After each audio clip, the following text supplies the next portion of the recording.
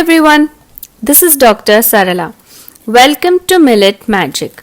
The go-to breakfast option for many of us when we can't think of anything else to make is often upma. However, the family's reaction is usually, oh no, it's upma. If you want to get this reaction of yes, it's upma, give me some more, follow this recipe. Today we present to you a very tasty and healthy breakfast option of masala millet upma. So let's see the ingredients which we need to make it. We need 1 cup of millet rava. Today I am using brown top millet rava. You can use the rava of any of the 5 positive millets. So if millet rava is not easily available for you in the shop, we already have a video on how you can make millet rava at home from the grain. The link to this video is in the I box above and the description box below. Please do check it out. In that video, we have segregated the rava into 3 different sizes, and for making upma, we are using the medium sized rava. This gives you the best texture and results.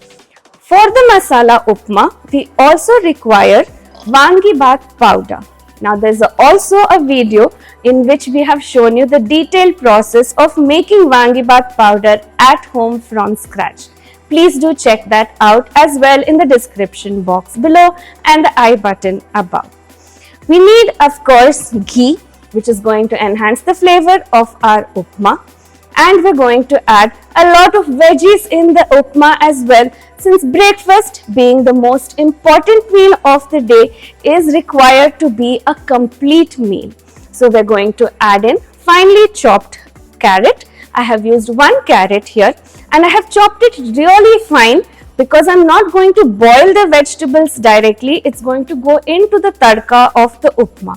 So in order to cook well in the tadka itself, all the vegetables have been really finely chopped. I'm also going to use 1 potato, also finely chopped, green beans, finely chopped, half a fistful of fresh peas and coriander for the garnish. And into the tadka, we will also be needing mustard seeds, half a teaspoon of jeera, a pinch of turmeric, half a teaspoon of urad dal, half a teaspoon of chana dal, and a few fresh curry leaves. We need oil for cooking. Today I am using groundnut oil which has been extracted from bull-driven ganis, and we also need salt to taste. So let's quickly begin with the process of making millet masala upma. So the first step is to dry roast the upma rava.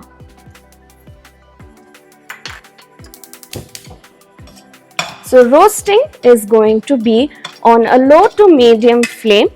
I'm not going to add in any oil or ghee at this stage because we're going to wash the rava and soak it. So the oil or ghee would just get washed out. So I've not added anything for the dry roasting.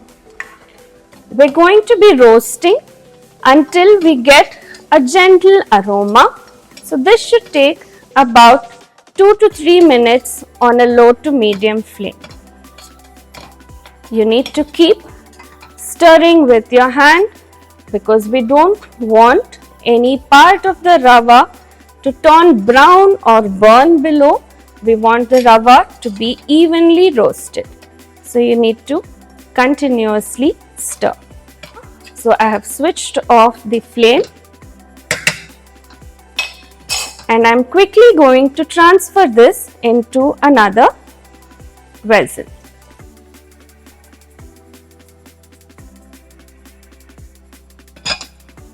We need to wait for the rava to cool down for 5 minutes before we add water to soak the millet rava. It's been 5 minutes now and I'm going to first gently wash the rava with clean water. Now remember, millets are having water soluble vitamins and minerals which we don't want to lose. So we're not going to scrub or rub while washing. We're going to use gentle hands, and just one wash is more than sufficient. So I'm just going to get rid of the water. The color which you see in the water is of the grain. Brown top millet being green in color, the water is slightly greenish. That is not dust, does not need to be discarded. So now I'm going to add more water to the millet rava for soaking.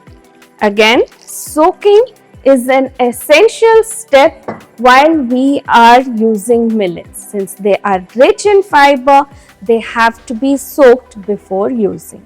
So usually upma is made as a breakfast item. So you can do the process of roasting and soaking overnight. A minimum of 4 hours is required for the millet rava to be soaked. So here I have not measured the water, I have just added sufficient water for the rava to submerge. Since I am going to be steaming the rava later, it's been 8 hours now, and we are going to proceed with the next step, which is steaming of the millet rava. So here I have a steamer with me. I'm going to pour water below.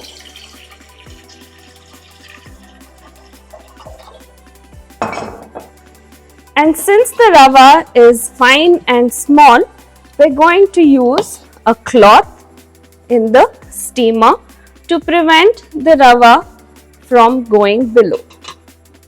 So I'm using a clean white cotton cloth into which I'm going to transfer the soaked millet rava. As you can see, we had used very little water. So there's not much excess water. The rava has absorbed the water while soaking.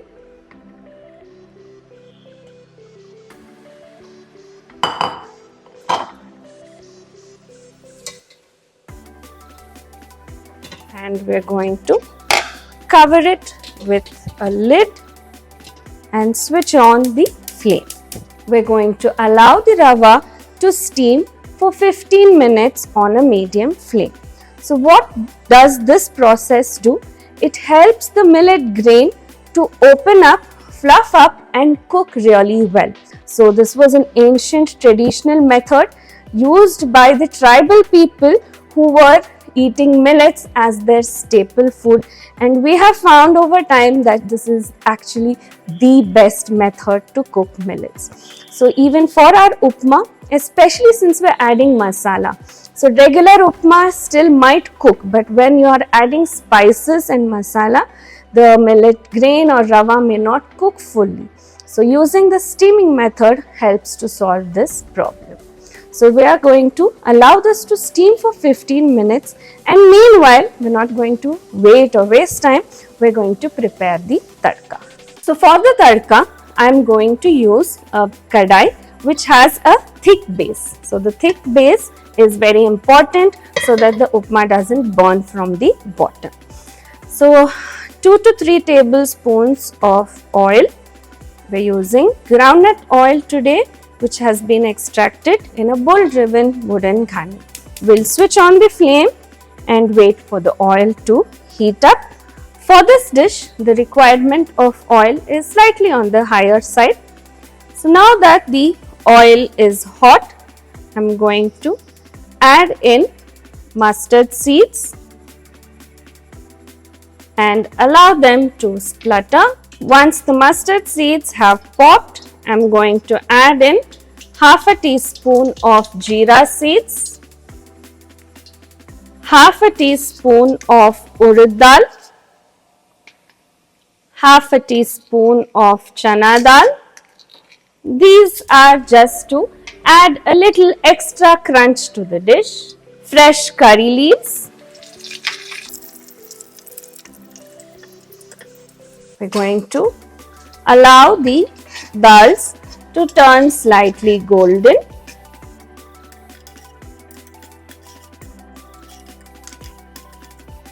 And then in go the vegetables one by one. I'm adding in the beans first since they take the longest to cook. A pinch of turmeric.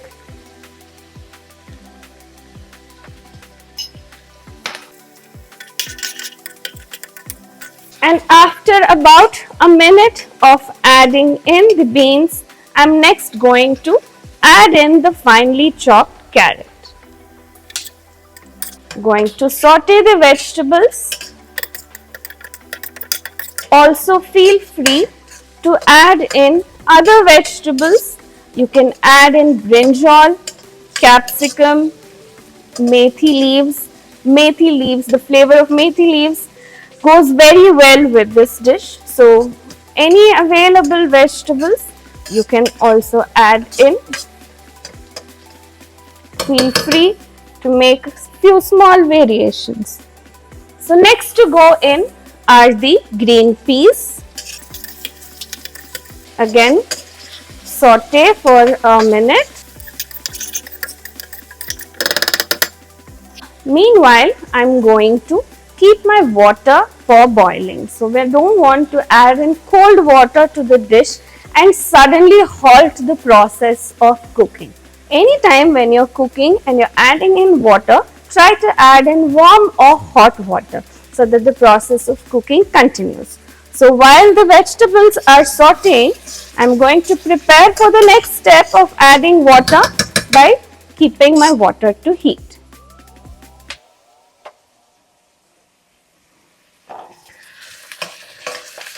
So the last vegetable I'm going to add in after sauteing the beans, carrot and the peas is potato. So whenever you cut potatoes, you need to keep them in water, submerged in water, so that their color doesn't change, so that it doesn't get oxidized. So I am discarding that water and adding in only the cut potato. So as I mentioned earlier, finely chopping the vegetables is essential because we are not boiling the vegetables much. We want them to cook evenly in the tadka. So I have finely chopped all the vegetables. Let's cover with a lid and allow to cook in the steam for about 2 to 3 minutes. I'm going to check on the vegetables.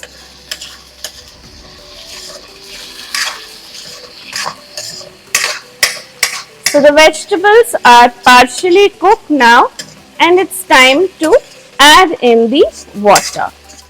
So at this stage, it's very essential to measure the water. So we started with 1 cup of millet grain. So we are going to use 2 cups of hot water.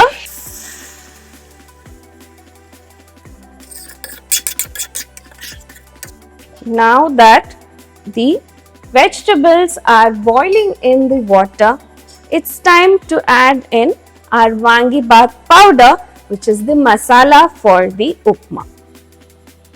So about 4 teaspoons of the masala should do for 1 cup of millet rava.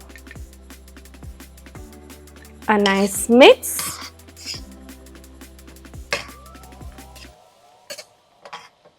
And we'll allow the vegetables to boil in the masala for about 3 to 4 minutes. I'm going to cover with the lid and allow to boil for 3 to 4 minutes. Meanwhile, let's check back on our steaming millet rava.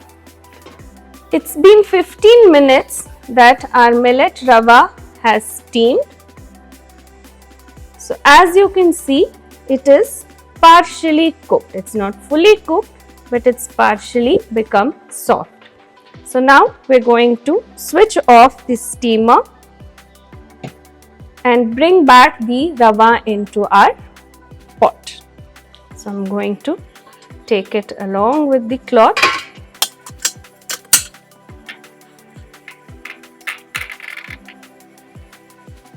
With the help of a spoon, just break the lumps. You can see the texture, it is partially cooked. Let's get back to our cooking vegetables.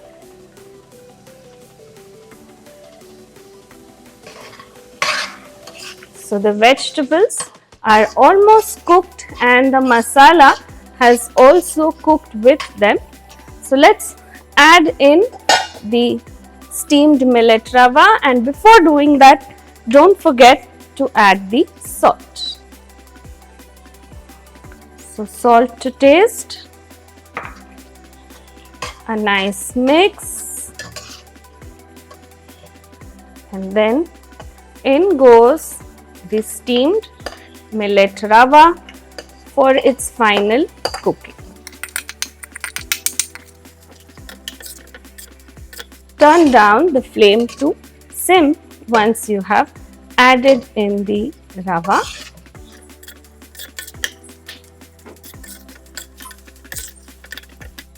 So this is why it is important to use a vessel with a thick bottom.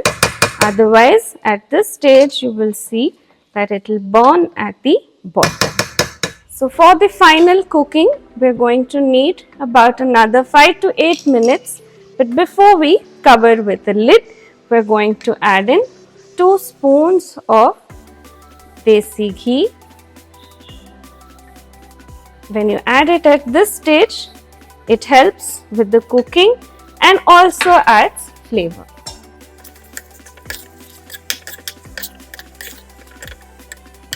So the lid is on. The flame is on sim, and we are going to need about 5 to 8 minutes for the cooking to be completed. An occasional stir will be required in between.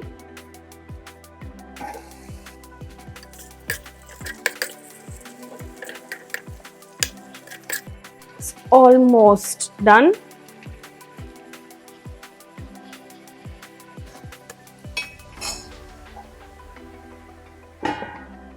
A final garnish with coriander and our masala millet upma is ready to be served.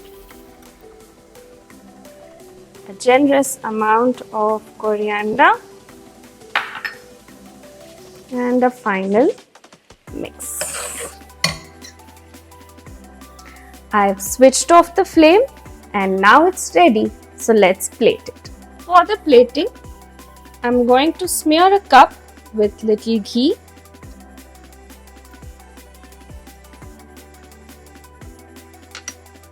Fill it with upma. Press down as you fill.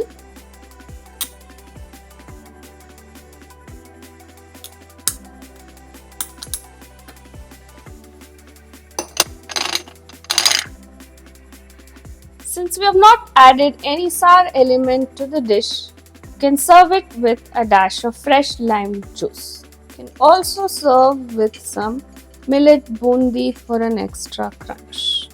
This is an example of how the addition of one ingredient, that is Wangibhat powder, can elevate the entire dish. Do try it out and let us know how you liked it.